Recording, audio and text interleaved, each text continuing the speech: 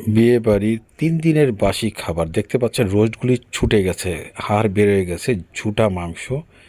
সেটি দরিদ্র ভাই বোনদের খাওয়ানোর জন্য অসাধু ব্যবসায়ী এই জীবন কিভাবে মানুষকে তৈরি করেছে। তার খাবারের কালার সে বলে বিয়েবাড়ির কালার না, সে বাসায় সেটি গরম করে তারপরে সেটিকে আবার তেল দিয়ে রান্না করে নিয়ে আসে, এবং সেই দেখে সাধারণ ভ্যান চালক, রিক্সা চালক, অটো ড্রাইভার, সিএনজি ড্রাইভার, সাধারণ গার্মেন্টস দরিদ্র ভাই বোনেরা লোভে পড়ে যায় এবং সেই লোভ না সামাল দিয়ে তার কাছে ক্রয় করতে চেষ্টা করে।